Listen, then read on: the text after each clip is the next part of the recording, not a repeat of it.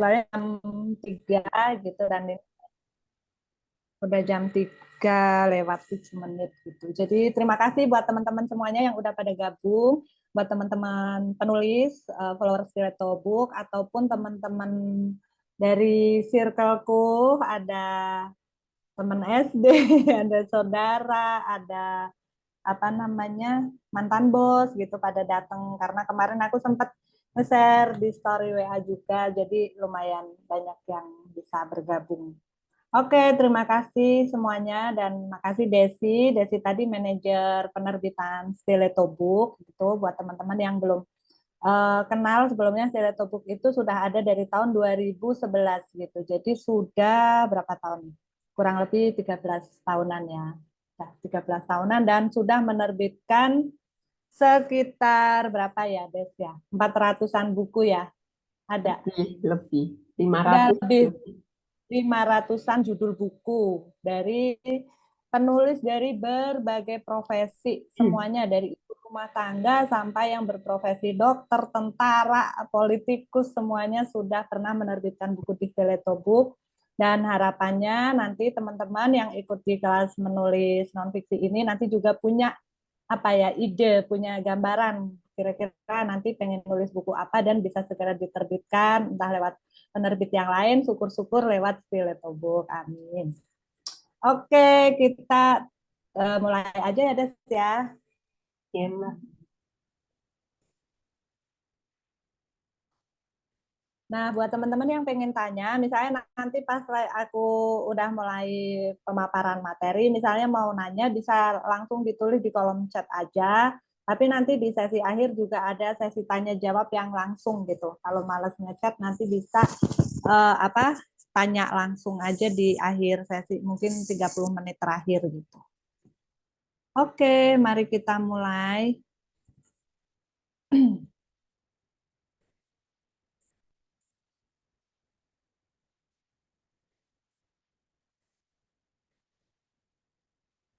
Ya,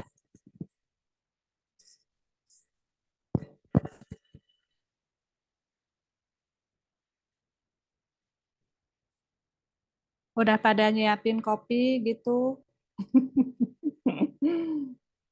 Ini aku bacain sendiri, Des. Nggak usah lah ya. Desi, kamu nggak ada itunya, mic-nya ditutup. Nggak kedengeran. Maaf, maaf, maaf. Kak bacain deh. Ya, Sebelum sebelum apa Ibu Herlina mulai menyampaikan materinya, ini aku bacakan profil singkat beliau ya. Jadi Bu Herlina P. Dewi ini merupakan penulis, editor, dan juga CEO dari Stiletto Book, Stiletto Living, Stiletto Book yang bergerak di bidang penerbitan, dan juga Stiletto Living yang bergerak di bidang home decor gitu. Pendidikannya dari Fakultas Sastra Unpad dan juga Fakultas Ekonomi UGM. Beliau pernah bekerja sebagai sekretaris direktur pada tahun 2004 sampai 2006, konsultan trainer program keuangan tahun 2006 sampai 2008, manajer keuangan World Bank Project tahun 2008 sampai 2011, kemudian mendirikan Stiletto Book, usaha yang bergerak di bidang penerbitan dan juga home decor. Beliau telah mengedit lebih dari 100 buku dan juga menulis 3 buku pribadinya dan juga menyusun 10 lebih dari 10 buku antologi ya. Buku buku-buku Ibu Herlina ini ada buku fiksi, novel, judulnya Seribu Kerinduan, kemudian ada buku Cerdas Mengelola Keuangan Pribadi, sama buku Entrepreneur Talk yang membahas tentang keuangan dan bisnis gitu ya. Oke, oke, itu terima aja profil singkatnya. Silakan dilanjutkan, Mbak. Oke, kita mau langsung masuk ke materi aja ya.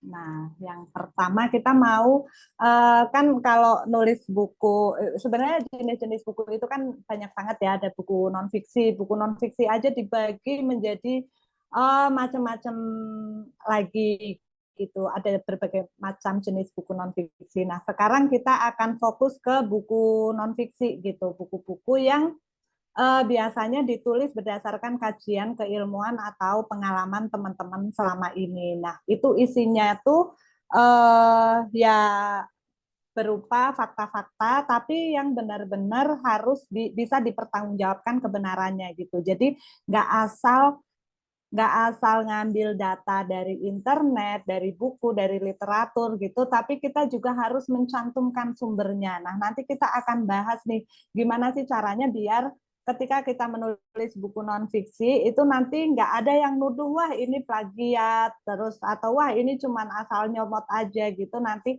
kita belajar bareng-bareng tentang bagaimana sih tips-tipsnya biar buku non fiksi kita itu faktanya akurat, bahasanya enak, dan juga bisa dipertanggungjawabkan kebenarannya dan terhindar dari misalnya tuduhan menjiplak gitu. Karena itu juga sering ya kita jumpai apa namanya buku, naskah atau artikel yang dituduh menjiplak dari artikel lain gitu. Jadi itu jangan sampai nanti teman-teman udah nulis buku ternyata nanti malah kesandung kasus seperti itu kan nggak ini ya nggak lucu. Nah yang pertama jenis-jenis buku non fiksi itu ada macam-macam. Mungkin teman-teman yang ikut di kelas ini tentunya sudah punya gambaran nih kira-kira nanti kalau misalnya sudah selesai ikut kelas ini gitu sudah punya gambaran pengen nulis buku non fiksi tentang apa sih gitu.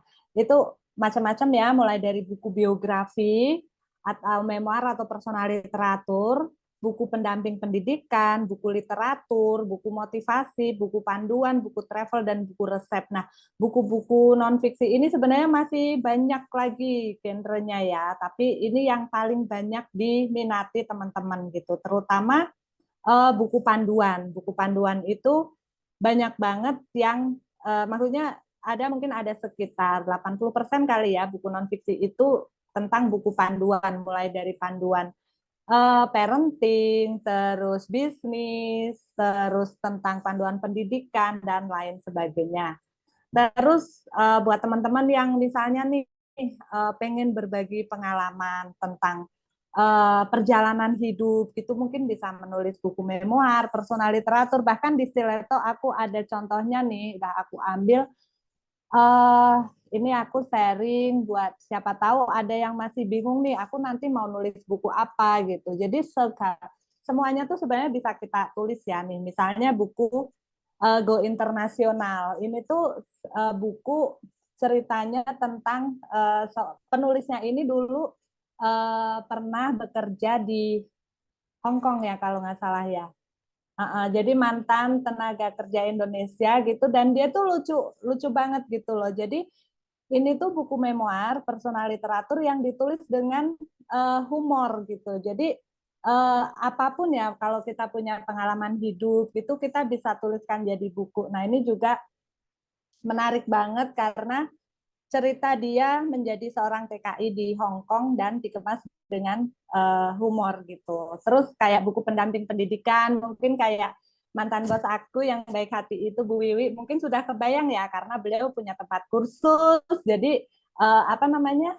Nanti akan membuat buku pendamping pendidikan. Di sini juga sudah ada di Stiletto kemarin belum lama juga menerbitkan buku ini Anakku Bingung Bahasa. Ini bukunya Mbak Ika Pate. Jadi beliau penulis di Stiletto dan dia punya tempat kursus bahasa Inggris untuk anak-anak. Jadi Mbak Ika ini menuliskan buku tentang bagaimana membuat si kecil gitu menjadi fasih berbahasa Inggris gitu. Jadi menjadi rising bilingual kid gitu. Jadi apa namanya? Buku-buku yang dekat dengan kehidupan kita itu tuh paling enak untuk kita tuliskan karena kita tuh kalau mau riset, kita mau ngumpulin data gitu tuh nggak bingung gitu. Aku harus menulis buku apa ya, terus data-datanya apa ya gitu. Nah, yang paling dekat dengan kehidupan kita itu yang paling enak kalau kita pengen menuliskannya gitu. Nah, yang lainnya itu ya bisa dibaca. Nah, ini contohnya buku resep nih. Ada seorang penulis juga di Stiletto, dia tuh ibu-ibu yang suka apa namanya suka masak dan juga dia suka memotret hasil masakannya. Kebetulan hasil hasil fotonya juga bagus. Jadi beliau sampai menulis 3 buku ini. Nih 3 buku ini, buku serial ini tuh Science to 50 Homemade Bento, 50 Homemade Snack, dan juga MPASI. Ini dengan kegemarannya memasak, dia sudah bisa menerbitkan, oh ini yang satu beda penulis, dua buku. Dia bisa menerbitkan 2 buku ini, dan ini sudah sampai cetak ulang. Gitu. Jadi apa namanya, buku yang paling dekat dengan kehidupan kita, ya maksudnya kita lagi mendalami apa, itu tuh memang paling enak untuk segera ditulis gitu. Untuk buku travel, buku panduan gitu lebih banyak lagi nih. Aku ambil salah satu contoh lagi nih. Ada juga dulu tuh dia marketing di Stiletto Book, dan Mbak Carolina Ratri ini dia itu sangat suka dengan digital marketing. Dia sampai menuliskan 3 buku ini. 3 buku ini terbitan Stiletto semua ya. Ya tadi buku-buku yang tadi aku sampaikan itu juga terbitan Stiletto semua. Dan ini dengan kegemarannya Mbak Kara mengulik digital marketing, dia sudah berhasil menerbitkan 3 buku ini. Bahkan yang satu ini tuh buku cetak ulang. Jadi sukses membangun toko online ini udah dicetak ulang dengan cover yang baru. Jadi 4 ya, dengan satu hobi, satu ketertarikan digital marketing, dia sudah bisa menerbitkan 3 judul buku gitu. Dan jadi kalau misalnya kita mau ngulik nih, misalnya kita lagi suka apa gitu tuh sebenarnya banyak banget ide-ide tema buku yang bisa kita tulis gitu, yang selaras dengan hobi ataupun ketertarikan kita. Gitu. Oke, next Des. Udah cukup panas ya buat memompa semangat teman-teman. Semoga udah mulai pada kebayang nih. Oh iya ya, aku kan sukanya ini, aku bisa nulis ini gitu. Jadi jangan apa, kalau udah nulis satu buku pasti nanti ketagihan untuk nulis buku lagi. Apalagi kalau udah ngerasain royaltinya. Wow. Oke. Okay. Yuk next. Nah, ini ya, mengapa sih kita nulis buku non-fiksi? Yang pertama, menuangkan gagasan pribadi. Jadi apa yang ada di pikiran kita gitu, itu enak banget kalau kita bisa sharing gitu ke para pembaca, ke orang lain, dan apalagi kalau ilmunya itu bermanfaat gitu, bisa diaplikasikan, itu senang banget. Aku aja ngerasain banget ya ketika nulis buku Entrepreneur Talk ini, 7 strategi mengembangkan bisnis, itu kebetulan ini bukunya sudah terjual hampir 2.000 eksemplar dan sering banget dapat tag-tagan di Instagram atau di mana gitu. Seringnya di Instagram sih gitu, kalau dia tuh merasa terbantu gitu dengan adanya buku ini. Ini tuh benar-benar kepuasan yang sangat dalam gitu sebagai seorang penulis, dan juga apa yang kita sampaikan itu bisa menginspirasi orang, itu tuh apa ya, rasanya tuh ya susah aku mau ngomong ya kayak gitulah. Jadi senang banget kalau benar-benar bukunya itu bisa bermanfaat buat teman-teman para pembaca semuanya. Terus royalti penulis sama besar gitu, itu benar banget karena penulis novel entah itu yang sudah terkenal ataupun penulis baru kayak kita ini, itu tuh royaltinya sama besar gitu. Di penerbit A gitu, kalau buku mayor itu buku yang masuk ke toko buku, itu royaltinya biasanya 10% dari harga jual buku. Kalau terbit lewat indie itu yang tidak masuk, distribusinya nggak masuk ke toko buku ya, kayak yang Stiletto sekarang kebanyakan itu terbitnya lewat indie. Jadi bukunya nggak masuk ke toko buku, tapi dijualnya melalui Shopee, Tokopedia, Google Playbook, Gramedia Digital gitu. Entah mau itu buku fisik atau buku e-booknya, itu dijual secara mandiri gitu, nggak lewat toko buku konvensional, itu royaltinya malah jauh lebih besar. 65% dari margin. Itu sama aja, mau dia penulis novel atau penulis buku parenting, itu royaltinya nanti sama. Terus yang ketiga, mencari ide menulis buku non-fiksi itu lebih mudah. Ini relatif sih buat teman-teman penulis novel, karena kemarin aku sampaikan ke di kelas sebelumnya, katanya enggak, aku lebih enak nyari ide untuk menulis novel gitu.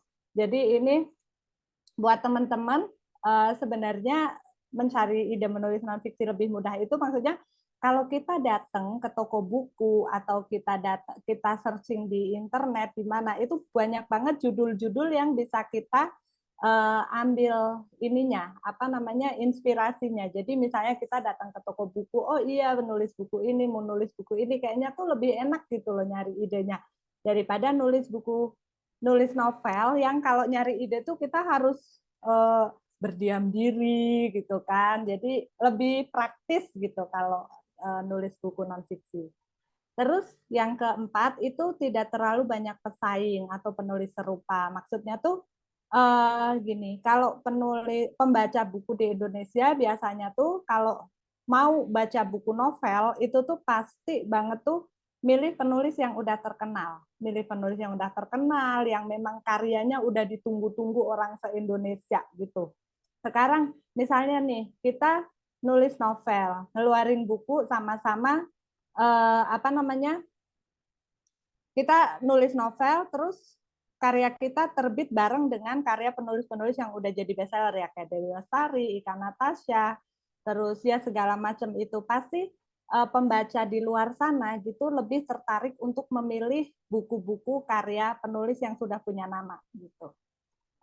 Biasanya novel-novel kita itu ya ada pembelinya, cuman ya itu orang-orang terdekat kita. Kecuali nanti kalau kita sudah mulai punya nama nih, gitu, udah mulai banyak nih pembacanya gitu. Jadi strugglingnya lebih berasa kalau penulis novel. Tapi kalau penulis buku non-fiksi itu lebih enak. Karena biasanya saya sendiri kalau misalnya nyari buku itu tuh tidak terlalu fanatik harus apa karya apa namanya dari penulis siapa gitu. Misalnya aku lagi butuh buku tentang misalnya nih apa namanya tips berjualan di TikTok gitu misalnya. Aku nggak harus di dalam bayanganku harus penulis harus dari seorang ini gitu enggak. Pokoknya ada buku yang bagus misalnya di toko buku, apa di Shopee, apa di mana pasti aku maunya aku beli gitu. Enggak harus penulis tertentu gitu. Nah, itulah kenapa kita sebagai penulis buku nonfiksi itu pesaingnya tuh lebih sedikit karena kita tidak langsung berhadapan dengan para penulis-penulis besar gitu. Terus pembaca buku nonfiksi itu tidak fanatik, itu tadi aku sudah sepil di nomor 4 itu, di poin yang keempat. Jadi tidak harus, misalnya kita lagi butuh buku panduan, misalnya kita yang misalnya baru melahirkan, butuh buku panduan bagaimana sih tips merawat anak bayi gitu, nggak harus aku harus cari yang penulisnya tuh dokter, profesor, atau apa gitu, enggak. Apa aja yang menarik, covernya bagus, terus isinya kira-kira sudah apa namanya yang kita butuhkan gitu, pasti kita ambil gitu. Jadi nulis buku nonfiksi itu strugglingnya itu nggak sebesar nulis novel dan kita punya pasar yang jauh lebih terbuka gitu loh untuk para penulis buku nonfiksi dibandingkan para penulis novel yang saingannya tuh udah langsung kelas berat gitu. Oke, teman-teman kalau ada yang mau ditanyain boleh di ini ya di kolom chat. Ada ini Mbak Del, mau dijawab dulu nggak? Oh iya boleh buat selingan. Satu dulu Dari ya. Kak, dari Kak Ahmadian. Kalau nulis non-fiksi gitu, gimana sih Kak agar kita bisa fokus dengan satu tema tanpa harus terdistrak tema lain? Kadang mau bahas soal self-help, malah kepikiran self-development. Oke, nah ini nanti kita akan belajar bagaimana cara membuat outline gitu. Jadi biar kita tuh tetap lurus gitu, nggak ke distract dengan tema-tema yang lain. Itu nanti kuncinya di outline gitu. Jadi untuk Kak Ahmadian sebenarnya untuk biar kita bisa fokus nih dalam satu tema gitu, nanti kunci utamanya itu di outline-nya kita. Nah, bagaimana cara bikin outline yang bagus, yang bisa benar-benar bisa mengarahkan kita ke jalan yang benar gitu. Nanti di outline-nya ya. Jadi kita akan bahas nanti di ini ya, di slide selanjutnya. Oke. Ya, berarti kita lanjut ya. Lanjut. Ya.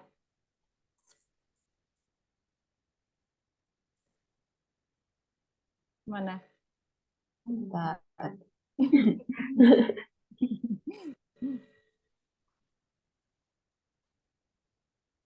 Nah, sebelum kita ngebahas tentang outline-nya tadi, kita mau apa namanya, biar nggak langsung pusing ya, kita ngebahas yang ini dulu, yang indah-indah dulu nih, membuat buku nonfiksi yang menarik itu yang seperti apa gitu ya. Bentar, aku nulis buku nonfiksi itu dua, yang satu cerdas mengelola keuangan pribadi. Ini versinya udah cetak ulang dengan cover baru. Yang sebelumnya itu terbit bareng sama Stiletto Book lahir itu tahun 2011. Terus ini cetak ulang tahun 2015 kalau nggak salah, dan buku ini Entrepreneur Talk ini. Jadi yang pertama ya, gimana sih biar buku nonfiksi kita tuh menarik gitu di antara sekian banyak buku-buku lain yang ada di luar sana. Info yang disajikan benar dan up to date dan akurat. Ini yang wajib banget ya. Jadi jangan asal nyomot itu tapi kita nggak tahu ini benar apa enggak. Nih, kalau misalnya kita mau menyajikan, kecuali kita menyampaikan gagasan apa yang ada di otak kita gitu ya, kita bisa langsung menuliskan apa yang ada di gagasan kita apa. Tapi kalau kita mau mengambil data tentang terutama yang berhubungan dengan angka, penelitian gitu, itu benar-benar harus dicantumkan sumbernya ya. Jadi biar pembaca kita juga tidak bingung. Misalnya kita pengen menyajikan fakta nih tentang 90% perempuan bla bla bla bla. Itu menurut siapa gitu. Jadi harus dicantumkan. Menurut penelitian ini tahun berapa baru disampaikan penelitiannya apa atau hasil idenya apa. Jadi harus jelas ya biar pembaca juga biar bisa lebih meyakinkan pembaca gitu. Cerita yang disajikan emosional, inspiratif, dan motivasional. Jadi, nah ini pentingnya kita membuat kita nggak cuman buku nonfiksi itu nggak cuman data-data fakta, misalnya buku panduan parenting, tips merawat anak, tips membuat anak mandiri, bla bla bla bla bla. Tapi kita juga harus ikut menyisipkan cerita hidup kita. Misalnya yang paling gampang ya, aku nulis buku tentang entrepreneur talk ini kan 7 strategi mengembangkan bisnis. Jadi aku nggak cuma nulis bagaimana cara membuat produk yang bagus, bagaimana cara memasarkan produk yang oke, tapi aku juga menceritakan awalnya aku membuat produk ini seperti apa, terus ada ada inovasi-inovasi apa yang sudah dilakukan gitu tuh harus disajikan juga di situ. Jadi pembaca juga nggak bosen, dan itu juga bikin pembaca kita jadi percaya, oh ternyata penulis buku ini tuh benar-benar memang sudah praktek, sudah melakukan gitu, nggak cuman ngumpulin fakta-fakta tips dari internet gitu. Itulah gunanya kita juga menyajikan cerita kita dalam buku itu. Dan harus jujur ya, cara menyampaikannya tuh jujur, karena tulisan kita yang jujur itu tuh benar-benar bisa sampai ke pembaca gitu. Terus yang ketiga, bahasa mudah dipahami dan tidak jelimet. Ini juga penting banget ya. Aku ada belajar dari penulis buku Play and Learn di Stiletto Book, ditulis oleh Dr. Meta Hanindita, spesialis anak, dan dia tuh selebgram ya di Instagram followernya udah hampir 1 jutaan deh kayaknya. Tapi dia kan menulis buku tentang Play and Learn ya. Dia mendampingi anak usia 0 sampai 4 tahun belajar sambil bermain. Ketika Dokter Meta menulis buku ini, dia tuh nggak kayak dokter, tapi ini tuh kayak seorang ibu yang lagi sharing ke pembaca, ke ibu-ibu lainnya gitu. Dan itu enak banget gitu, tanpa mengurangi dia kelihatan pinter, tapi bahasanya enak banget dipahami. Jadi itulah kenapa buku nonfiksi akan nyampe ke pembaca, akan diingat terus kalau bahasanya itu nggak yang jelimet gitu. Terus yang keempat, topik yang dibahas lengkap, itu nanti hubungannya sama outline. Yang kelima, pembaca mendapat ilmu baru atau manfaat positif setelah membaca buku. Dan yang terakhir itu tampilan visual, cover, layout itu eye-catchy. Nah, ini nanti diserahkan ke penerbit, karena nanti dia yang akan melayout bukunya. Cuman dari penulis juga harus ada, misalnya kalau buku non fiksi itu menarik kalau ada gambarnya, misalnya ada apa namanya foto-foto pendukung, gambar gitu, nanti bisa disertakan di situ. Terus kalau di stiletto itu layoutnya itu dibikin jadi nggak membosankan gitu loh. Jadi kayak gini-gini, ada gini-gininya. Jadi nggak textbook gitu loh, bikin pembaca ngantuk gitu kan. Nah ini nanti ada kayak gini-gini, jadi nanti di layout gitu biar menarik, jadi bukunya tuh benar-benar bisa dibaca sampai selesai sama pembacanya gitu, nggak di tengah jalan terus ditaruh gitu. Pasti sering kan teman-teman kan kalau bosen gitu baca buku apa baru berapa lembar udah alah bosen nih, wong tulisan kok nggak ada ininya gambar-gambarnya. Oke, next.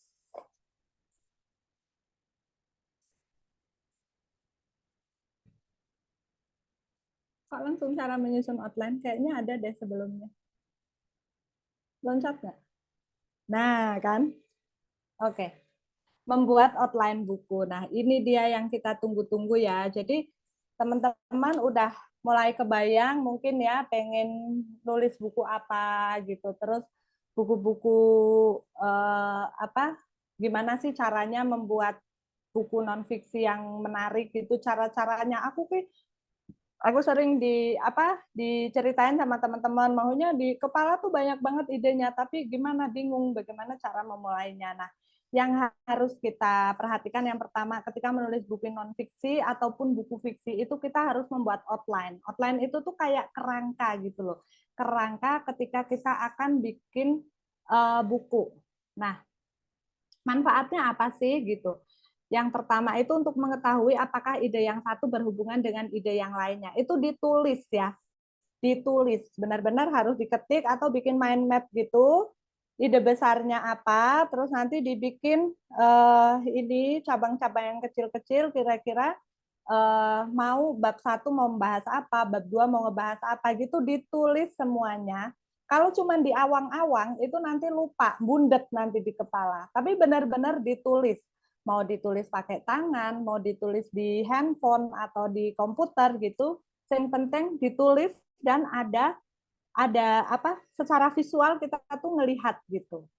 Nah, terus itu dengan ditulis gitu kita akan tahu gitu. Oh, ini melenceng nih dari sini. Oh, ini kurang berkaitan nih, gitu akan terlihat. Terus yang kedua sebagai parameter untuk memilih ide yang kita anggap paling baik, ide yang paling baik itu yang seperti apa sih ya? Ide yang benar-benar dibutuhkan oleh pembaca. Terus ide yang kita juga gampang mencari ininya, apa namanya? Mencari literaturnya, mencari data-data, fakta dan lain sebagainya. Itu uh, kita bisa gampang gitu nyarinya. Jangan ide yang muluk-muluk, terus ternyata ketika kita nyari fakta-fakta, nyari datanya untuk dicantumkan di situ, kita kesusahan gitu. Jadi ide yang baik gitu, baik untuk ditulis dan juga baik untuk pembaca. Terus yang ketiga, untuk mengetahui apakah kita mempunyai data yang cukup akurat untuk mendukung poin-poin yang telah kita tetapkan. Nah, itu masih berhubungan dengan poin nomor 2 ya. Dan yang terakhir adalah merupakan kerangka tulisan yang akan menjadi panduan selama kita menulis. Jadi benar-benar ya, kalau aku dulu kalau nulis buku non fiksi atau bahkan ngedit itu tuh yang pertama aku perhatiin tuh malah daftar isinya. Daftar isi pasti aku print. Jadi ketika kita lagi mulai ngedit atau mulai nulis gitu tuh daftar isinya itu benar-benar jadi panduan gitu. Nah, sebenarnya kan outline ini tuh kayak daftar isi kan. Jadi kita bikin dulu outline-nya, kerangkanya, temanya apa. Judulnya nggak usah, jangan langsung mau nulis nggak jalan-jalan selama 1 bulan gara-gara bingung milih judul. Judul nanti aja di akhir-akhir, kalau misalnya kita udah selesai nulis semuanya, baru kita menentukan judul. Dan itu pun nanti bisa dibantu sama penerbit gitu. Penerbit biasanya lebih bisa gitu ya ngasih ide-ide judul yang menarik, yang lebih lebih menjual gitu. Jadi judul nanti yang penting temanya dulu apa, terus bab-babnya disusun benar-benar seakurat mungkin. Kalau belum, jangan mulai nulis dulu nggak apa-apa, daripada nanti malah bingung. Jadi yang harus dipastikan di awal itu malah outline-nya gitu. Dan kalau aku dulu enaknya di print gitu, jadi lebih enak gitu dilihat. Terus kalau misalnya kita lagi kemana, kita ngumpulin data, kita bisa ditulis di buku catatan gitu. Karena kan kalau lewat lewat laptop gitu nggak sewaktu-waktu nggak bisa langsung ditulis gitu, kita bisa di print dulu, bisa dibawa kemana-mana, misalnya ke toko buku, ngelihat buku yang setipe gitu, bisa kita jadikan inspirasi juga. Jadi outline itu tuh kayak peta gitu ya, peta yang akan jadi panduan kita untuk sampai ke tujuan akhir. Tujuan akhirnya itu bukunya bisa tuntas diselesaikan dari bab pertama pendahuluan sampai ke bab terakhir gitu. Oke, sekarang ada yang nanya lagi nggak sebelum kita masuk gimana cara membuat outline? Ada Mbak, ada. Oke, boleh. Tapi ini dari Cakap ya, yang nonton dari Cakap, cara mengajukan naskah untuk diterbitkan. Ini Oh, mungkin nanti di akhir ya. di akhir aja ya. Oke. Terus Kak Fitria Agustiani Oh ini ya, ini teman sistematika. tetanggaku. Suka menulis buku non-fiksi. Nah, habis ini ya, Kakak Yani, kita bahas tentang sistematika tuh, Kak. Sistematika menulis buku non-fiksi itu seperti apa. Habis ini kita bahas outline-nya. Biar tulisan e-buku kita itu lebih terstruktur, sistematis, dan juga enak gitu untuk ditulis. Nggak macet di tengah jalan. Yuk, satu lagi nih dari Kak Hani. Ini dari Kak Hani sebenarnya nanti juga akan terjawab di belakang sih, Mbak. Oke, Jadi Kak, nanti aja. nulis engine memoir itu bisa berbentuk seperti atau dialog yang lainnya. Iya boleh. Nanti ya berarti ya. Oke. Nanti uh, apa namanya? Soalnya ada beberapa ada disajikan tiga tiga poin-poin tiga jenis buku non fiksi yang Buku genre. genre ini. Ini teman-teman kalau mau di screenshot boleh loh, karena nanti materinya tidak dibagikan ya. Ini terutama yang ini nih, cara membuat outline. Kalau mau di screenshot dulu silahkan. Nah, yang pertama ya, ini yang paling penting ya kalau tadi kan gimana apa betapa menariknya menulis buku nonfiksi dan lain sebagainya. Kita sekarang udah masuk ke teknisnya nih. Teknisnya gimana sih cara menyusun outline buku nonfiksi? Kalau dulu tuh aku pernah ngadain kelas kayak gini malah sampai 3 kali pertemuan gitu tuh, sampai dibuatin PR. Aku kasih PR untuk bikin contoh kalimatnya, terus nyusun outline-nya gitu. Dan ada beberapa dari kelas menulis itu yang akhirnya beneran terbit jadi buku di Stiletto Book gitu. Jadi dari kelas menulis itu. Tapi itu intensif selama 3 kali pertemuan gitu. Nah ini kan kelas di awal ya, siapa tahu nanti teman-teman juga ada yang tertarik beneran pengen gitu, mungkin bisa minta ke Stiletto Book, karena aku manut nih, Mbak Dewi suruh ngisi ini ya, yuk gitu. Minta ke Stiletto Book bikin kelas menulis non-fiksi yang lebih spesifik gitu, ke tema apa gitu, ayo tinggal disampaikan aja lewat Instagram boleh. Oke ya, yang pertama, ketika kita akan menyusun outline, yang pertama menentukan topik gitu ya. Udah kebayang ya, ini di sini aku ngadep buku banyak banget nih, buku non-fiksi yang udah aku kumpulin. Jadi mulai dari yang tadi ya, di depan itu buku parenting, buku panduan, memoir, buku resep, buku apapun gitu ya. Kita sudah kebayang lah, kita pengen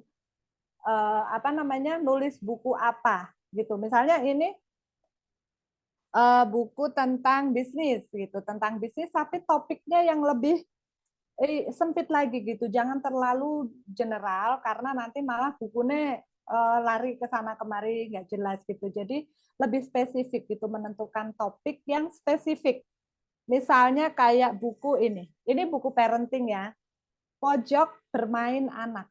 Sama-sama. Jadi menentukan topik itu enggak topikku tentang parenting gitu, enggak, tapi lebih spesifik. Nih, topiknya tentang pojok bermain anak. Ini 100 aktivitas seru, edukatif, dan islami untuk homeschooling anak usia dini. Nih, jadi topiknya itu yang benar-benar sudah spesifik, biar teman-teman tuh nggak kemana-mana nanti cari datanya, terus menentukan bab-bab selanjutnya itu lebih enak. Nah, yang kedua itu menentukan target pembaca. Jadi target pembaca itu juga penting banget ya. Setelah kita menemukan topik, menentukan topik apa, kita harus menentukan target pembaca. Kira-kira bukuku ini nanti yang baca siapa nih? Ketika aku menulis buku tentang cerdas mengelola keuangan pribadi, dalam pikiranku, aku menulis buku ini untuk para pekerja di awal-awal dia bekerja. Jadi di usia 21 tahun sampai 30 tahun. Pembacanya perempuan atau laki-laki dibikin. Itu namanya kita sedang bikin persona pembaca. Jadi kita bikin pembaca kita itu, pembaca buku kita itu nanti siapa? Itu harus didetailkan gitu ya. Perempuan, usianya berapa, kira-kira tinggalnya di mana, apakah di kota-kota besar yang mau baca buku ini, atau sampai ke seluruh pelosok Indonesia juga bisa baca gitu. Apakah buku homemade bento misalnya ya, apakah buku homemade bento ini juga dibaca oleh ibu-ibu yang tinggalnya di pedalaman sana, atau cuman di ibu-ibu perkotaan. Nah, itu harus ditulis juga karena itu juga nanti akan mempengaruhi bahasa kita ketika menulis gitu. Kita di buku nonfiksi itu bisa loh pakai sapaan, misalnya eh, apa namanya, bukunya Mbak Ika yang baru ini yang pemilik kursus bahasa Inggris, ini dia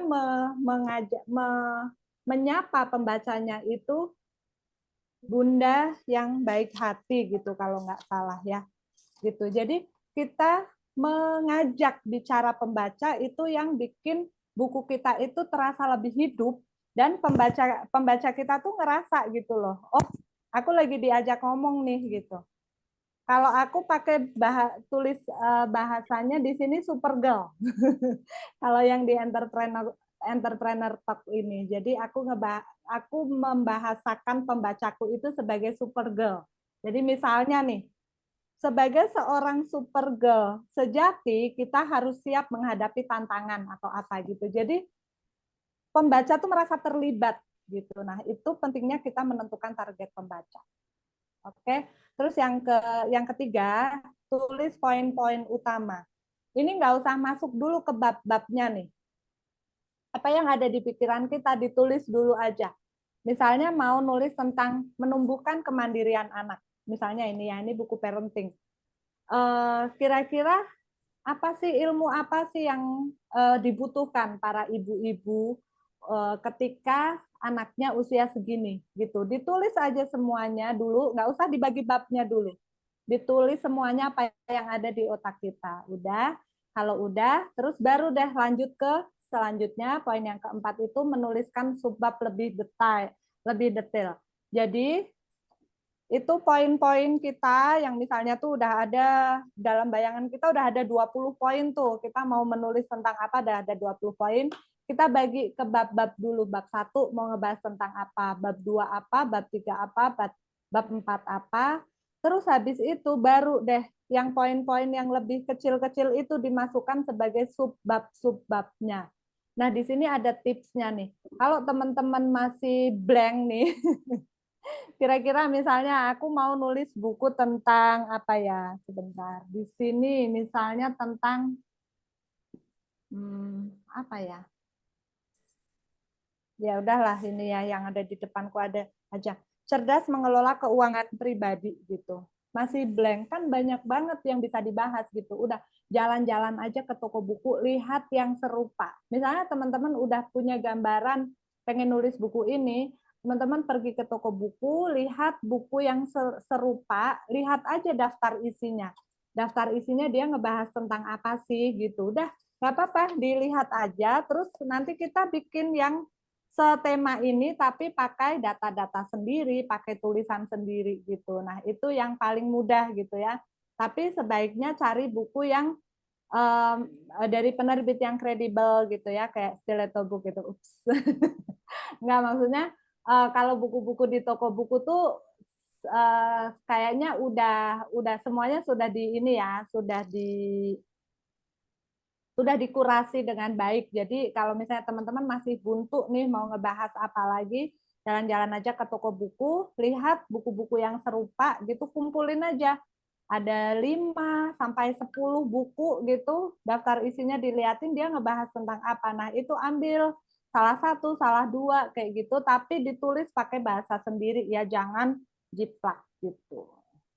Udah tuh, udah kesusun tuh bab 1 ngebahas apa, bab 2, bab 3, bab 4, subbabnya dimasukin semuanya. Kalau bisa tulisan di poin-poin utama yang ada di poin ketiga ini masuk semuanya. Tapi kalau misalnya ternyata poin ini nggak ada temennya nih gitu, ya udah nggak apa-apa, di ini aja, dieliminasi. Oke, terus selanjutnya kalau udah tersusun nih, teman-teman nggak apa-apa kalau nggak langsung ditulis. Bisa jalan-jalan lagi untuk membandingkan nih. Kira-kira outline-ku ini sudah lengkap apa belum ya? Gitu, jalan-jalan ke toko buku, lihat gitu, dibandingkan dengan buku yang serupa gitu. Baru habis itu jabarkan setiap bab. Jabarkan setiap bab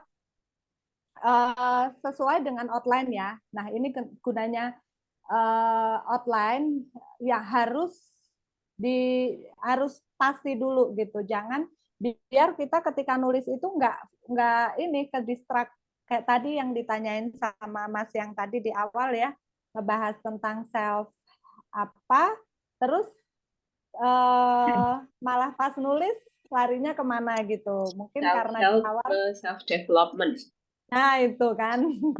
Mungkin karena di awal outline-nya itu kurang jelas. Nah, kalau misalnya outline-nya sudah udah nih, outline-nya sudah fix, nggak boleh berubah lagi gitu. Ya nggak apa-apa berubah sedikit, tapi jangan terlalu melenceng gitu. Nah, itu kita harus strict nih ke outline yang sudah kita bikin. Makanya itu PR penting kita tuh malah nyusun outline-nya dulu. Kalau outline-nya sudah oke, sudah lengkap, sudah sistematis, runut gitu, insya Allah ketika kita menulis setiap babnya, mulai menjabarkan bab-babnya, itu akan lebih enak gitu. Kita mau nyari data di internet, di buku, itu juga lebih enak karena sudah ada petanya di awal gitu. Nah, kalau udah selesai bab pertama, udah dijabarkan setiap bab gitu, terus selesaikan bab pertama, bab-bab per bab. Nah, terus kalau aku gini, misalnya ya nulis buku itu, kalau mungkin beda-beda ya sama teman-teman nanti kalau misalnya udah mulai praktek gitu. Tapi kalau aku tuh kalau lagi ngumpulin data, udah datanya aku kumpulin semuanya dulu, dikumpulin semuanya, misalnya bab 1, bab 2, bab 3 gitu. Jadi di copy paste dulu di misalnya di internet atau di buku yang lain gitu. Jangan lupa untuk selalu mencantumkan sumbernya. Kalau kita ngambil di internet atau di buku gitu, dikumpulin dulu aja, copy paste dari artikel ini, copy paste, templokin gitu, baru nanti disusun, diplot-plotin ke bukunya gitu.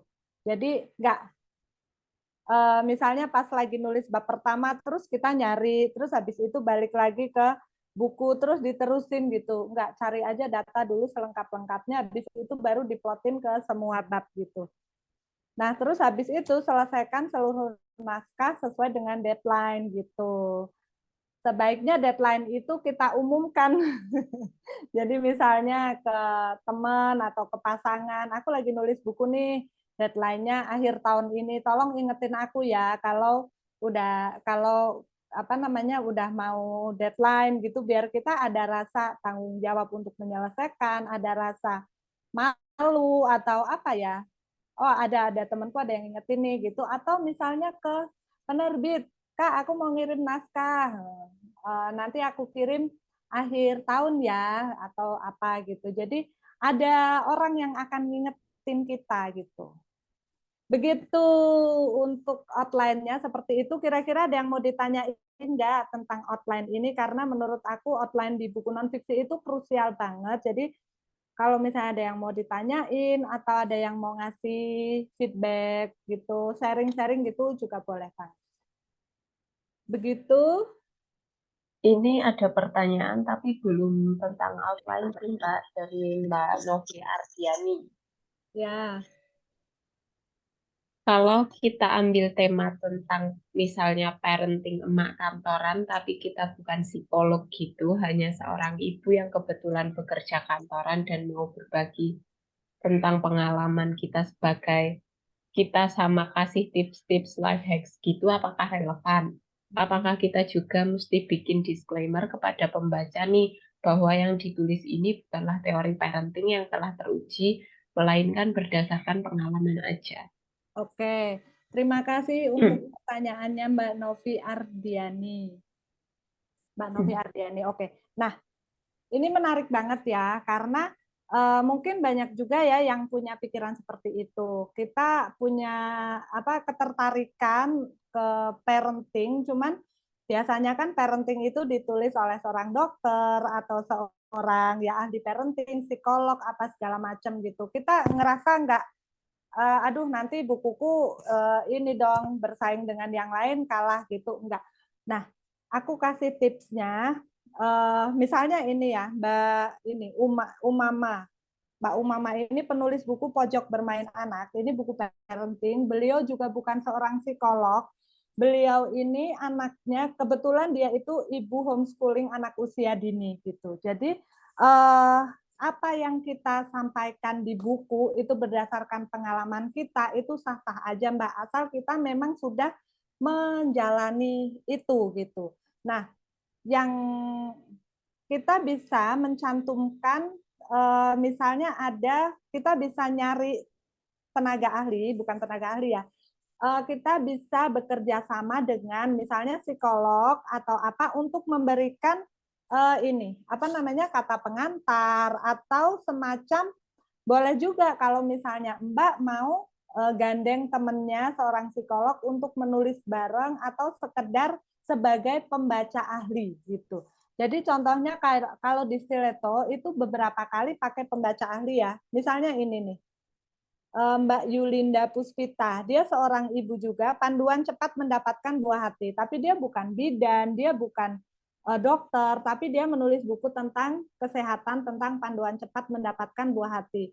Jadi Mbak Yulinda Puspita ini juga pakai pembaca ahli bidan Ainun Nufus. Jadi di sini ditulis ini, penulisnya siapa, terus di bawahnya ada pembaca ahlinya siapa.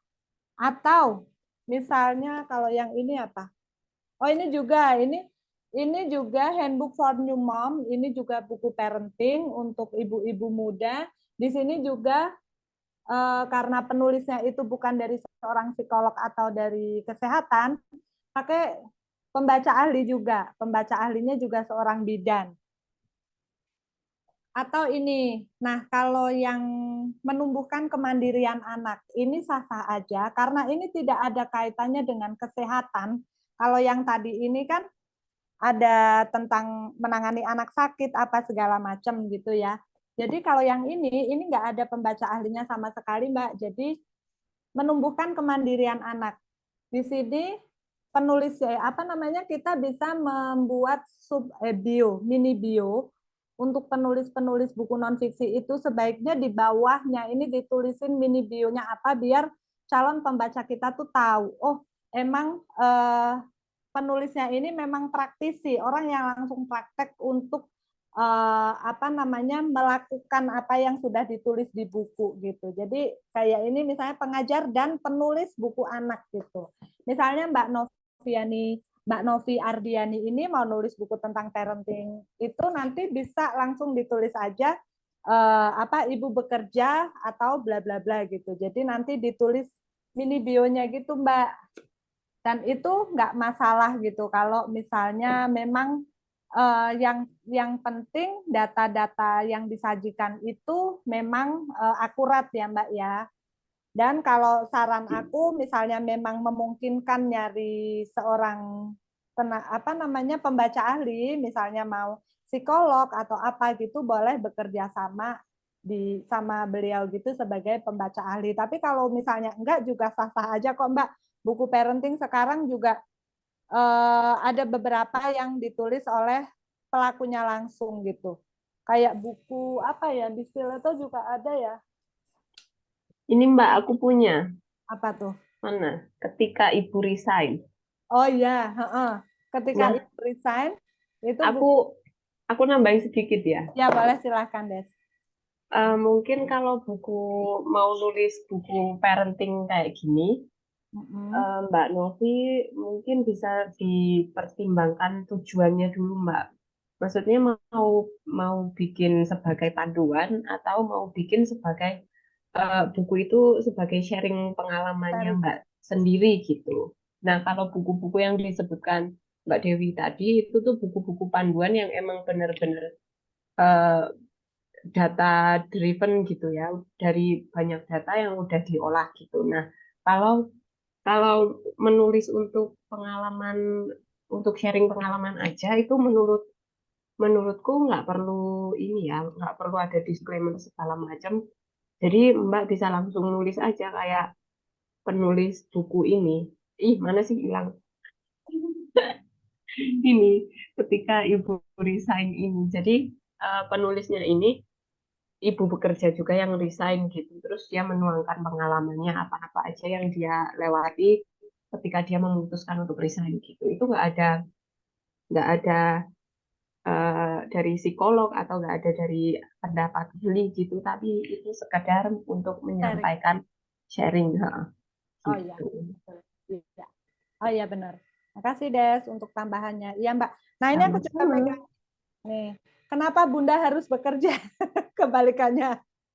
Ketika Ibu resign, terus ini bukunya Stiletto juga, Kenapa Bunda Harus Bekerja. Ini juga buku parenting untuk para bunda-bunda yang bekerja, yang mendidik anaknya biar bahagia dan bebas dari rasa bersalah.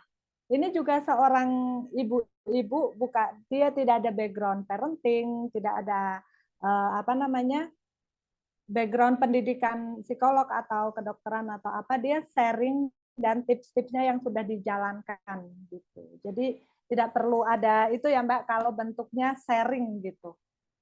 Begitu Mbak Novi, semoga menjawab ya Mbak. Yuk yang terusin yuk Des.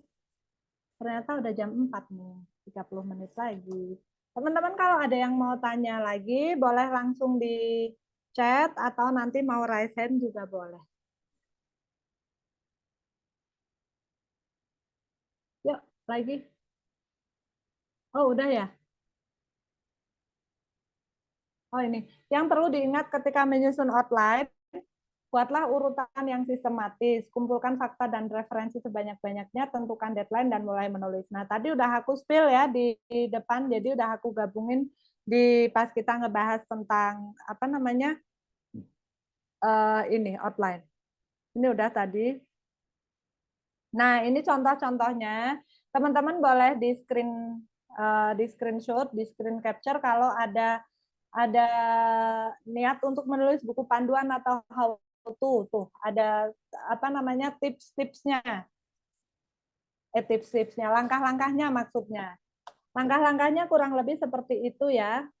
Ini kalau dijelasin satu persatu kayaknya nggak cukup waktunya. Jadi sebenarnya sama ya, hampir sama untuk langkah-langkahnya. Cuman ada detail-detail khusus yang yang berbeda sedikit gitu. Jadi menentukan tema, membuat outline, melakukan riset gitu, terus mengumpulkan data, transisikan setiap bab dengan mulus gitu. Jadi biar nggak terkesan kaku gitu, nggak kayak kita kan lagi nulis buku non fiksi, buku panduan yang populer ya, bukan buku apa namanya buku panduan pendidikan. Nah, kecuali nanti teman-teman tadi ada Ibu Ibu Wiwi yang mau nulis buku panduan misalnya pendidikan itu nggak harus yang ada bunga-bunga maksudnya bunga-bunga tuh ada kalimat-kalimat yang pemanis gitu, nggak harus ada kayak gitu. Jadi langsung to the point gitu nggak apa-apa kalau buku penunjang pendidikan. Tapi kalau misalnya buku-buku yang lebih populer gitu kayak buku parenting, buku bisnis, buku apa namanya psikologi populer gitu, self development gitu, kita harus menambah kalimat-kalimat yang bikin lebih luas gitu. Terus, nah ini penting untuk melengkapi gambar atau ilustrasi pendukung karena buku nonfiksi itu kalau isinya cuman tulisan tok itu tuh benar-benar membosankan. Jadi kalau ada gambar atau ilustrasi gitu bisa dicantumin, dicantumin. Kalaupun nggak ada, kita tuh bisa nyari quote-quote yang relevan dengan yang apa yang kita tulis gitu. Jadi bukunya tuh nggak textbook kayak buku pelajaran sejarah gitu kan. Pelajaran sejarah malah ono gambar-gambar. Jadi misalnya kayak buku-buku ada quote-quote-nya kayak gini-gini gitu. Itu bisa dicantumin, diselingin di tengah gitu loh biar tidak membosankan. Nah, kalau buku how to itu sebaiknya sediakan rangkuman atau checklist atau tugas untuk dilengkapi pembaca. Jadi setiap bab, misalnya teman-teman nulis buku how to, ini dari bukuku ya. Jadi aku kasih PR nih ke pembaca. Jadi bab pertama yang udah dibahas tentang apa? Misalnya tentang panduan marketing gitu ya, marketing di sosial media gitu. Nanti di belakang aku kasih PR nih gitu. Jadi biar pembaca juga interaktif gitu. Jadi ngerasa bukunya tuh nggak cuma dibaca doang, tapi kita membantu pembaca untuk langsung mempraktekkan gitu. Itulah kenapa aku senang banget kalau ada yang nge-tag di Instagram gitu bilang kalau bukunya tuh bermanfaat. Ya mungkin salah satunya karena ada kayak gininya ya. Jadi ini penting banget untuk para pembaca langsung praktek gitu. Udah disiapin checklistnya. Itu untuk buku panduan yang di highlight itu, yang di akhir. Terus next.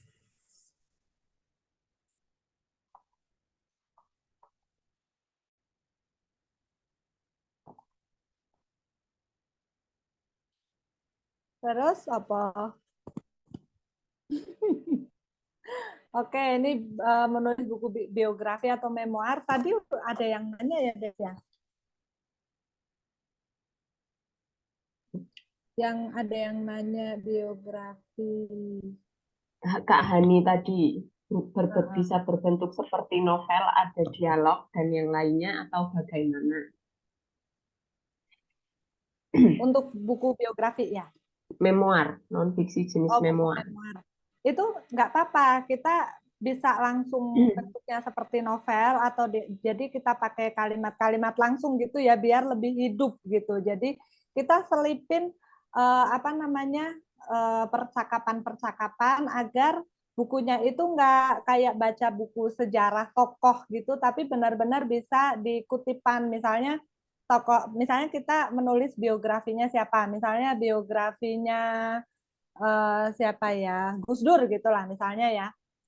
Aku lagi nulis buku biografinya Gus Dur bla bla bla bla bla bla, terus misalnya Pak Gus Dur pernah menyampaikan apa gitu bisa dalam bentuk dialog, misalnya kita pernah bercakap-cakap langsung gitu, bentuknya dialog itu bebas, nggak ada ini pakem, nggak ada pakem harus begini begini gitu, gitu nggak ada. Ini di Stiletto baru aja nerbitin buku ini nih, autobiografi Oce Suwandito. Kisah di balik industri dan bengkel hoax. Ini bukunya udah terjual ratusan. Baru 2 bulan di Stiletto Book dan sudah terjual ratusan ya. Ini autobiografi. Aku baru mau baca. Ini jadi belum tahu isinya seperti apa. Cuman ini tokoh di Surabaya ya kalau nggak salah ya. Ya nggak Des? Jawa Timur sih, Oh tepatnya ya kurang Jawa tahu. di Jawa Timur. Lupa. Ini baru karena baru terbit juga ya, baru 2 bulan yang lalu. Jadi aku juga Malang. belum baca. Terus ya itu untuk langkah-langkahnya mirip kayak yang tadi. Nah, yang harus di highlight kalau buku biografi itu kalau bisa mungkin kita interview langsung gitu ya. interview langsung ke apa namanya orang yang akan kita tulis bukunya gitu. Jadi kuncinya di interview itu, dan kalau misalnya kita mau sesekali mau nulis kalimat langsung gitu, percakapan beliau, percakapan kita dengan tokoh yang kita tulis gitu, nggak apa-apa di situ biar lebih hidup dan lebih dramatis gitu ya kan. Buat narasi yang menarik dan tidak membosankan. Misalnya kita menggambarkan ketika datang ke rumahnya, di sana disambut dengan apa-apa gitu, rumahnya di mana gitu, biar terlihat lebih hidup gitu. Oke, nah terus yang harus di-highlight lagi, sebelum kita publish nih, kita sampaikan juga ke tokohnya yang ini, karena mungkin ada hal-hal sensitif atau fakta-fakta yang tidak boleh dipublikasikan gitu. Mungkin kan ketika ngobrol gitu kan, bapaknya ngomongnya lancar gitu, tapi itu dia tidak berkenan untuk dipublikasikan gitu. Kita harus tahu nih rambu-rambunya mana yang boleh dan mana yang nggak boleh begitu.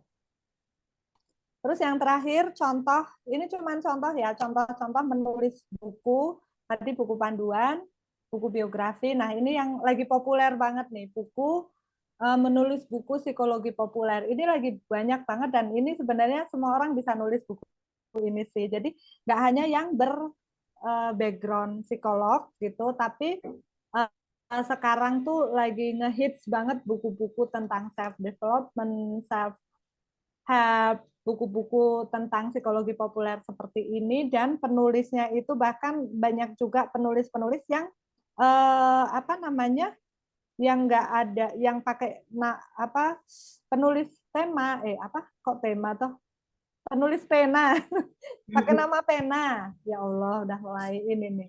Jadi pakai nama pena gitu, bukan nama sebenarnya, dan itu eh, tidak mempengaruhi pembaca. Jadi aku ada cerita menarik, dulu di Stiletto tuh ada pernah seorang editor kerja di Stiletto dan sekarang dia jadi penulis ghostwriter. Jadi dia nggak pakai nama asli, dia menulis buku psikologi populer, temanya itu tentang self development, Wow, ya kan? Udah self terjual love itu. 80.000 ya, ya nggak sih Des? Terakhir kita lihat 80 ribuan. 80.000 eksemplar, guys.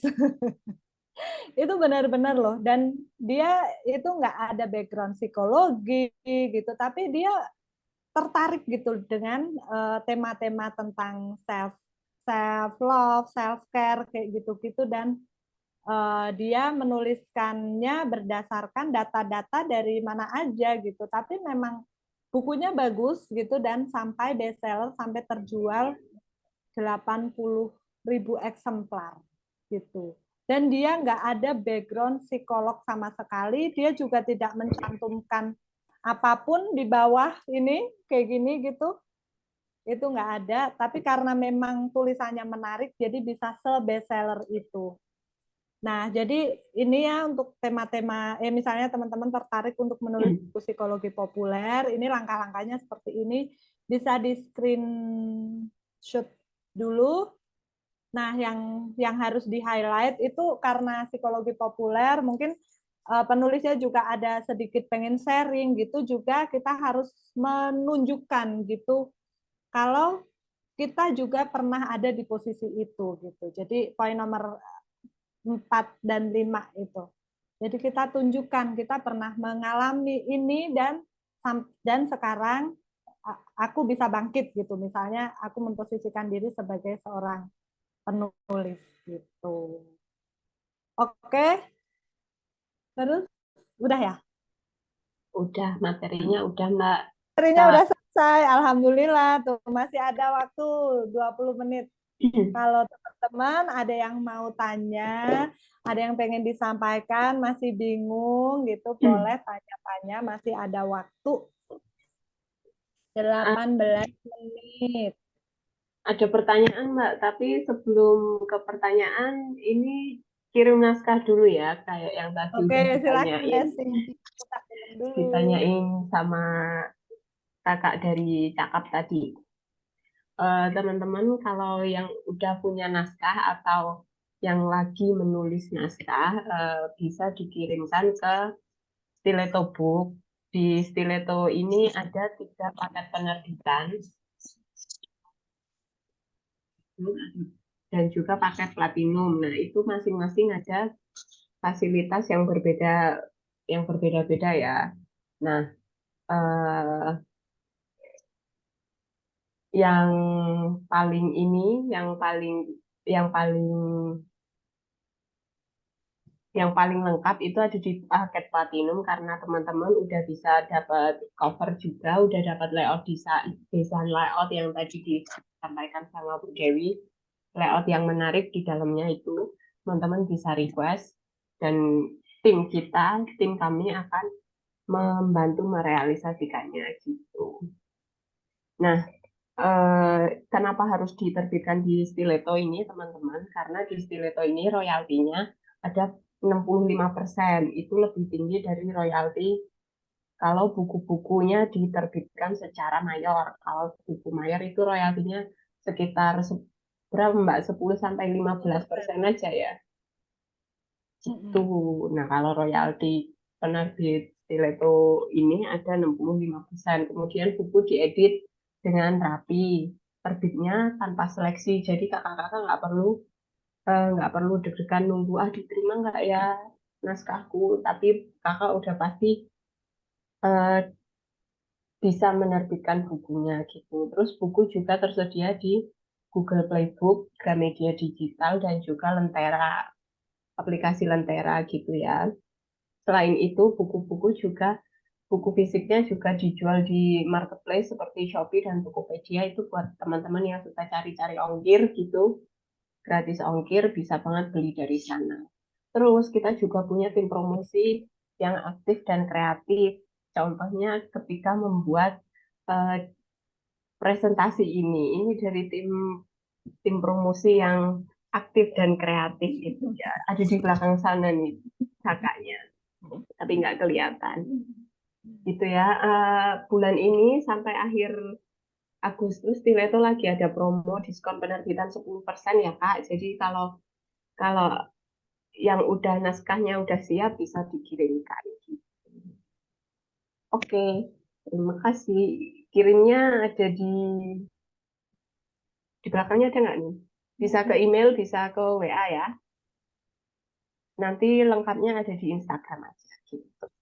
Oke, tuh teman-teman. Jadi kalau mau kirim naskah, tulis aja selengkap-lengkapnya, nanti serahkan teknisnya ke Stiletto dari mulai layout, cover itu sesuai dengan fasilitas yang dipilih dan juga kita itu juga aktif ya promonya ya di Shopee, Tokopedia itu ada. Terus kalau untuk e-booknya itu ada jadi 2 platform terbesar e-book itu ada semuanya di Gramedia Digital sama di Google Playbook. Kalau buku e-book udah masuk ke situ udah aman lah gitu dan nggak semua penerbit itu bisa masukin e-book ke situ gitu. Terus ada juga bisa pakai ISBN ya dan itu nggak semua penerbit juga bisa mencantumkan ISBN apalagi sekarang ketat banget tapi di Stiletto itu bisa pakai ISBN gitu.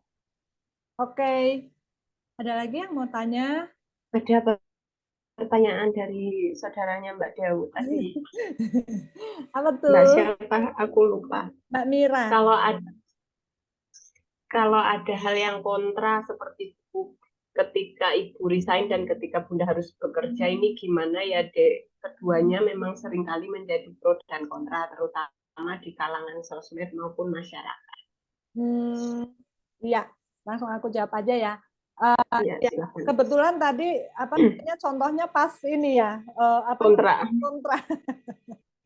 Yang satu ketika ibu resign, yang satu kenapa bunda harus bekerja. Dua-duanya buku parenting gitu. Jadi dua-duanya itu punya segmen pembaca sendiri-sendiri, Mbak. Jadi misalnya ketika kita nulis buku nih, penulis buku ketika bunda harus bekerja, kenapa bunda harus bekerja, itu subtitlenya tip dan kisah inspiratif menjadi ibu bekerja bahagia dan bebas dari rasa bersalah. Tentunya segmen pembaca ini adalah ibu-ibu bekerja. Ibu-ibu bekerja yang tetap ingin bahagia, bebas dari rasa bersalah, bisa tetap mendampingi anaknya dengan baik. Gitu. Jadi mereka punya segmen sendiri-sendiri. Begitu juga buku satunya ketika Bunda resign. Ketika Ibu resign. Ketika Ibu resign itu juga itu segmen pembacanya untuk para bunda-budi semuanya yang memutuskan resign seperti Mbak Mira, seperti Mbak Ika Mitayani yang bisa tetap menjalani bisa produktif dari rumah dan mendampingi anak di rumah gitu. Jadi mereka punya segmen pembaca sendiri-sendiri dan itu perdebatan di sosmed biarin aja. Kita nulis buku untuk segmen pembaca kita yang tertarik gitu Mbak Mira. Nambahin Mbak, itu tadi kenapa di depan ketika Mbak Ada menyampaikan materi itu kan ada ketika materi offline itu disampaikan kita harus menentukan target pembaca gitu ya. Iya, Jadi supaya kita ngerti kita tuh nulis buat siapa, nggak iya betul. sembarang orang akan memperdebatkan itu gitu. Iya. Itu tujuan kita bikin segmen pembaca sama untuk menciptakan kita tahu pembaca kita siapa dan juga bisa menciptakan persona pembaca kita ketika kita nulis buku kita lagi ngobrol sama siapa gitu. Jadi ketika kita nulis buku Kenapa Bunda Bekerja ya kita nggak harus membandingkan dengan bunda-bunda yang memilih resign gitu. Jadi fokus ke buku yang kita tulis gitu. Jadi malah tidak menjadi polemik gitu nanti bukunya. Oke, selanjutnya. Pertanyaan selanjutnya masih dari Mbak yang sama. Bahasa yang dipakai yang nyaman untuk dibaca itu sebenarnya bagus yang lugas sesuai EYD atau sehari-hari? Nah, kalau di Stiletto selama ini buku non fiksinya itu banyak yang notice kalau bahasanya enak gitu. Jadi kita tetap pakai bahasa yang sesuai EYD tapi tidak kaku gitu. Jadi nggak terlalu gaul. Misalnya kayak Jadi bukan bahasa sehari-hari tapi kita tetap pakai kayak bahasa di majalah. Nah, itu. Kayak bahasa di majalah-majalah gitu. Kalau suka baca majalah-majalah itu bahasanya tuh tetap sesuai EYD, tapi dia nggak kaku gitu loh Mbak. Jadi bukan bahasa sehari-hari yang gaul gitu, nanti malah kurang kurang formal kali ya, karena buku itu kan identik dengan ilmu ya. Jadi kalau bisa ya cara penyampaiannya tetap tetap sesuai dengan EYD, tapi bahasanya lebih luas gitu, jadi nggak kaku gitu Mbak. Jadi perpaduan antara itu. Nanti ini aja, kalau udah mau mulai nulis gitu, nanti bisa baca contoh-contoh bukunya Stiletto gitu Mbak, gitu untuk lihat gimana cara nulisnya sih gitu. Satu nih. Oke, selanjutnya. Ini dari Mbak Novi yang tadi tanya tentang buku parenting itu, Mbak. Beliau langsung check out di Google Play buat beli buku Kenapa Bunda Harus Bekerja. Jadinya aku harus banyak-banyak cek buku sejenis untuk bikin outline aku lebih oke ya, Mbak. Mbak Dia Keren ini. teriak-teriak. Iya Mbak Keren langsung loh. Langsung beli ini e-booknya Kenapa Bunda Harus Bekerja. Iya Mbak, jadi saran aku memang kita harus cek-cek buku sejenis gitulah. Kalau misalnya kayak aku pas mau nulis buku Entrepreneur Talk ini, buku sejenis kayaknya ada deh 20-an judul buku yang aku aku intip. Aku intip isinya, terus aku ambil kira-kira dari buku ini aku bisa ngambil tema tentang ini, dari buku ini aku ambil tema tentang ini gitu Mbak. Namanya juga lagi cari ini ya, lagi riset kira-kira topik apa sih yang menarik untuk dibahas gitu. Jadi kita bisa cari buku sejenis. Terima kasih Mbak Novi, semoga lancar bikin outline-nya ya. Selanjutnya Ini dari Mbak Hani. Yang tadi mau bikin memoir itu, Mbak, memoir itu. Jadi saya rencananya mau bikin buku tentang anak saya yang notabene-nya sudah nggak ada, Kak. Ya ampun. Jadi itu termasuk buku non-fiksi kan jenisnya memoir. Iya betul Mbak Hani. Ikut bela sungkawa ya Mbak. Iya Mbak. Jadi kayak kayak obituari gitu ya. Tapi ini bentuknya dalam bentuk buku. Jadi memang apa namanya nanti ini masuknya ke buku non-fiksi dan bentuknya memoir untuk kayak autobiografi ya Mbak ya. Autobiografi itu kan untuk menuliskan tokoh-tokoh ini. Tapi kalau ini untuk mengenang gitu nanti bentuknya bukunya non fiksi dan memoir untuk anak. Itu ya Mbak Hani nanti bisa lihat juga untuk contoh-contoh buku biografi atau buku-buku personal literatur, buku memoir kayak gitu, kira-kira apa aja yang bisa disampaikan di situ. Mau menambahkan sedikit, Mbak.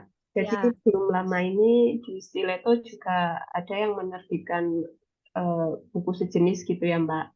Mbak, ini buku obituary memoir gitu tentang seorang em, apa Yang ya, kanker itu ya, Des? public figure, bukan yang semayan di hati Oh. Martin Saba itu loh, Mbak. Jadi Martin Saba itu kan masih yang apa ya, di gereja dia nyanyi itu loh. Nah, itu ada istrinya sama beberapa teman-teman gerejanya, mereka bikin obituary gitu untuk dibukukan, terus buat mengenang beliau Martin Saba ini gitu. Jadi mungkin kalau Mbak Hani mau bikin juga bisa cek buku tersebut gitu buat jadi referensi. Ya, oke gitu Mbak Hani. Ayo Mbak Hani, semangat untuk biar menghidupkan orang yang sudah nggak ada dengan tulisan gitu. Jadi dia akan tetap ada dalam buku dan di hati kita dan para pembaca. Terima kasih Stiletto atas tips-tips menulis buku non fiksinya. Ini Mbak Hayu ya. Iya. Sama-sama. Tadi bukumu tak notice loh di awal. Aku mengalami keduanya, pernah menjadi ibu bekerja dan akhirnya harus resign. Keduanya ada plus minusnya. Nah, ini malah gabungan dua buku toh. Ayo Mbak Mira. Semangat. Mbak Santi. Ini malah tak wajah dewe loh, Des. Iya, nggak apa-apa. Mau deg-degan ya saya terus ngomong raiso leren. Mbak, kalau kita mau nerbitin buku indie di Stiletto, apa akan dikasih masukan atau saran mengenai kontennya atau dibiarkan terbit seadanya aja? Tuh langsung tanya ke manajer penerbitannya tuh. Mas Santi, kalau diterbitkan lewat istilah atau Indiebook gitu, kita nggak serta-merta menerbitkan seadanya gitu ya, Mbak. Tentu ada beberapa hal yang perlu dipertimbangkan juga, misal biar enak dibaca gitu lah bukunya. Kalau ter, kalau terkait konten itu, biasanya kan ketika proses proofreading atau editing gitu, editor-editor style itu tuh ngasih catatan ini tuh bagusnya kayak gini kayak gini kayak gini gitu, tapi itu sekadar catatan aja, nanti mau dieksekusi atau tidak sama penulis itu tergantung penulisnya. Jadi kalau mau diskusi juga diskusi sama editornya juga bisa. Mbak, ini kan kalau editornya ngasih masukan gitu biasanya, Mbak, tapi kan ini maksudku gini gini gini. Oh ya udah, nggak usah diganti, nggak apa-apa Mbak. Terus kalau gitu bisa. Kalau ada yang mau diganti sesuai dengan arahan editor gitu juga bisa. Jadi kalau proses proofreading, editing gitu kita nggak nggak apa ya, nggak langsung mentahan gitu Mbak. Tetap kita perhatikan biar dapat kualitas yang bagus gitu lah. Ya. Biar pembaca juga enak membacanya. Jadi penulis tuh nggak malu punya buku tapi bukunya berkualitas gitu, nggak sekadar punya buku aja gitu. Nah, terus Mbak Desi ini tuh termasuk terkenalnya editor yang galak loh. Itu cuma kata Mbak Olive sih. Nah, jadi emang teliti banget ya, seneng banget ada apa namanya Mbak Desi yang udah di Stiletto udah berapa tahun deh? 7 tahun ya? 6 Dan hampir 7 iya. udah hampir 7 tahun udah ngedit, udah lebih banyak editannya Desi daripada aku. Mungkin udah 300-an nge-proof gitu ya buku-buku di Stiletto, dan nggak cuman ngedit tulisannya tapi ngasih masukan juga karena backgroundnya juga dari sastra kan, jadi tahu struktur yang bagus seperti apa gitu. Jadi kalau di Stiletto itu nggak serta merta walaupun terbit nggak diseleksi tapi tetap diedit, di apa namanya dikasih masukan-masukan kalau sekiranya misalnya isinya masih belum apa kurang bagus gitu. Banyak nih yang nanya. Mbak Dewi sharing dong supaya jaga konsistensi nulis sampai selesai ketika outline sudah oke, manajemen nulisnya gimana? Novi.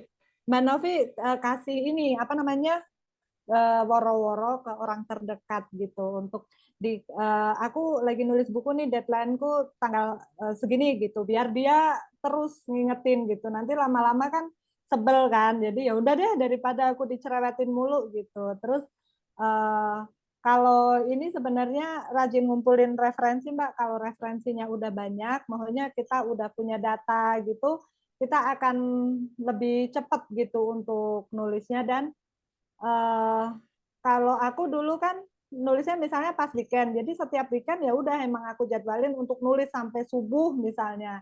Tapi ada juga yang nulis setiap hari nulis, walaupun 1-2 lembar, yang penting setiap hari nulis gitu. Kalau aku daripada pating serdil kayak gitu, udah pokoknya setiap hari malam Sabtu, malam Minggu nulis sampai subuh gitu. Jadi ya udah konsisten harus kayak gitu karena udah ada deadline-nya tanggal segini gitu. Jadi itu tergantung kita Mbak, kalau kita mau disiplin ya banget sama diri kita ya, kita harus berkomitmen untuk menyelesaikan deadline sesuai dengan apa yang sudah kita tentukan gitu Mbak. Begitu, jadi emang harus dari dalam diri kita dulu Mbak, diniati, ini aku harus deadline tanggal segini biar bukuku bisa terbit pas ulang tahun atau pas apa gitu. Jadi kita ada motivasi dari dalam. Begitu Mbak Novi. Udah nggak ada? Masih ada. Um, Mbak Mira tadi, terima Ya kasih. diterapi sama tim editor Stiletto, ya kan?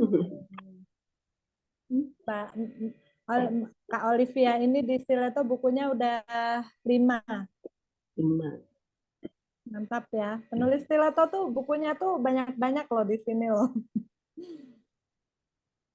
Terima kasih Kak atas sarannya. Saya juga ingin mengenang Kak, dan saya juga ingin berbagi pengalaman dengan ibu-ibu yang memang memiliki pengalaman yang sama dengan saya supaya bisa lebih kuat. Iya benar Mbak.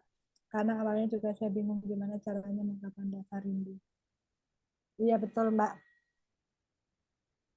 Ayo Mbak, ditulis sambil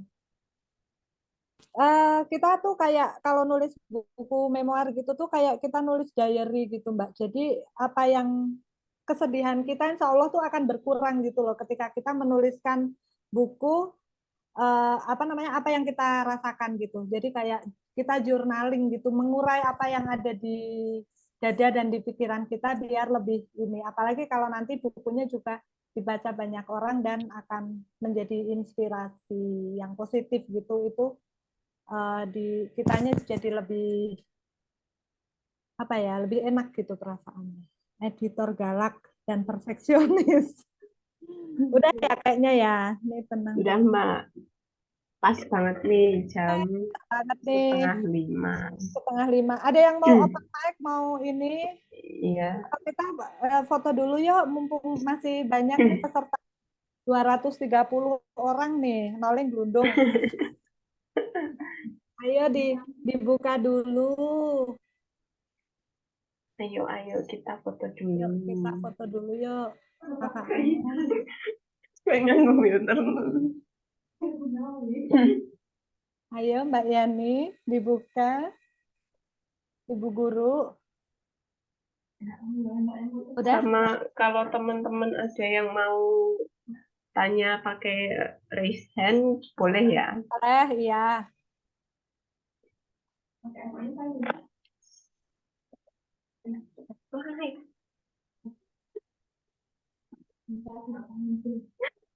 Udah, Mbak Unun? Siap yuk. Hah? Mulai ya. Bu Iwi masih ada nggak? Bu Iwi udah ke, oh masih. Masih. Ya, Off. off kameranya, lagi ngajar kali ya. Yo, 1, 2, 3. Lagi. 1, 2, 3. Oke. oke. Terima kasih. Ini nggak ada yang mau tanya Bertanya langsung, langsung. mumpung ibu pematerinya masih di Ibu, sini. Bu Atun mau tanya nggak Bu? kita buatun. Tumben nih diem.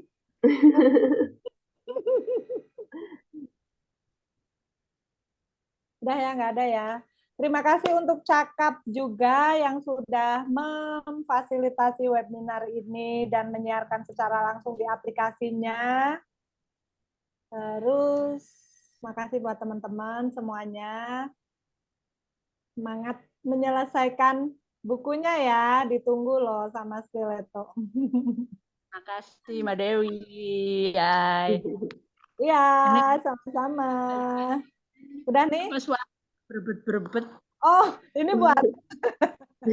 buatun baru nongol. Yuk, Des, ditutup. Tadi nyimak. Oh iya, Bu. Makasih loh ilmunya. Sami-sami, Bu. Sementara belum dulu ya. Aku Oke. mumet loh. Mumet. Aku masih mumet bikin outline. Oke. Apa, Bu? Mumetnya pas bikin outline, nanti pas udah nulis nggak mumet kok. Kalau outline-nya emang bikin mumet itu. Cuma lebih nulis aja udah mengalir gitu. Iya. Kalau bikin outline tuh malah bingung.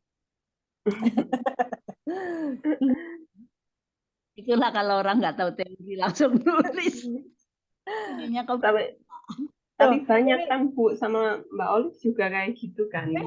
Jarang bikin outline. Iya, Langsung nulis gas aja. iya benar kan. Makanya tadi aku bilang di depan kalau buat penulis novel, suruh tulis buku nonfiksi itu malah mumet. Tapi kalau aku lebih senang nulis buku nonfiksi. Olivia pasti lebih lancar nih nulis novel gitu. Jadi bedanya sama apa namanya yang buku-buku pelajaran itu bukan ya? Gimana Bu Atun? Maaf. Yang non fiksi itu sama yang buku pelajaran sama enggak sih? iya semacam itu Bu. Buku nonfiksi itu kayak buku-buku pelajaran tapi lebih populer ya. Kalau misalnya buku nonfiksi, kalau yang buku pelajaran itu kan buku pendidikan ya, memang bukunya buku panduan yang ya memang sudah disusun untuk Itu ya. Kalau pelajaran kalau buku nonfiksi itu lebih populer gitu. Biasanya untuk pendamping buku pendidikan, buku-buku panduan gitu-gitu Bu. kalau apa namanya misalnya pengalaman gitu itu masuk mana? Iya masuk. Nanti masuk ke yang gitu. Pengalamannya misalnya tentang dunia parenting gitu nanti masuk ke buku panduan parenting atau memoir gitu-gitu Bu Atun. Jadi termasuk itu ya, pengalaman hidup gitulah gitu. Iya, Ya. itu bisa masuk buku nonfiksi. Buku nonfiksi itu buku yang bukan rekaan gitu. Jadi semua buku kecuali semua tulisan kecuali yang novel, puisi kayak gitu-gitu masuknya ke kategori nonfiksi Bu. Cuman kalau ini yang sekarang dibahas pakai bahasa populer gitu ya. Iya, betul. Biar lebih kekinian, Bu. Oke, makasih. Iya, sama-sama. Ya sudah, berarti Oke, teman-teman, terima kasih sudah bergabung di webinar menulis buku non-fiksi sore ini. Terima kasih eh, Mbak Dewi, Bu ya, Wiwi tadi nggak sempat ikut foto. Mau foto lagi nggak, Mbak? Udah on air, udah ya. on Tuh, cam. Omer. Bu Wiwi udah dari mana ini Bu Wiwi? Yuk foto lagi yuk. Foto lagi. Sholat tadi sholat izin, Oh, sholat asar. Tolong fotoin lagi, Nun. Oke, semuanya siap. Ayo, Ya. Mbak Mita. 1, 2, 3. Malah kawan kan? Oke, udah. Terima kasih semuanya, makasih Terima kasih. Sampai ketemu di semuanya, makasih webinar selanjutnya ya. teman-teman semuanya. Dadah. Selamat sore, selamat beraktivitas. Nah,